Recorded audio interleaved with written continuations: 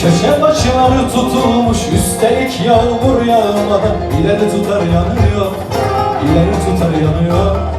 Fişlenmişim, adım eşkalim bilinmez.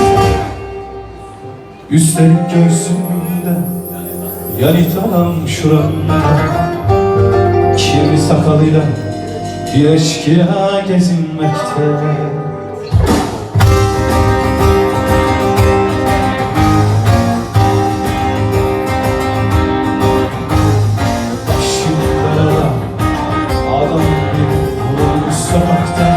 Cebimde adresim bulunmuşum, başım derada, tabancamı unutmuşum helada.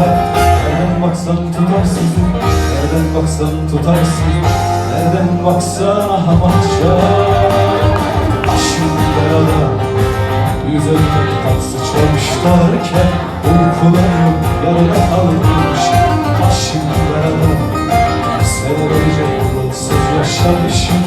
Nereye gitsem çaresi yok, nereye gitsem çaresi yok, nereye gitsem çaresi yok, yanmışım.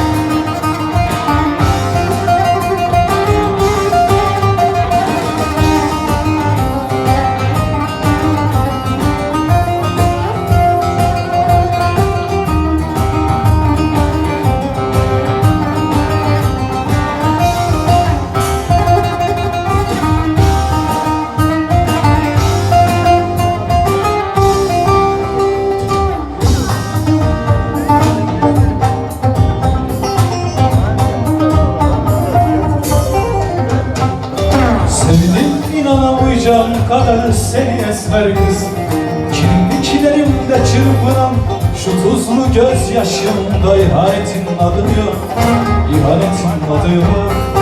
Eylersin ki çember daralmakta. Şimdilik hoşça kal yaban çiçeği, yasal vergisiyle bir konser yaklaşmakta.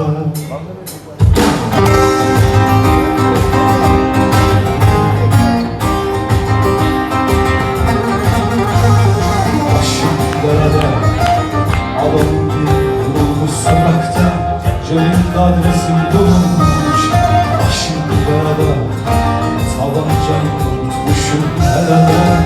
Nereden baksan tutarsızlık, nereden baksan tutarsızlık, nereden baksan ahmakça.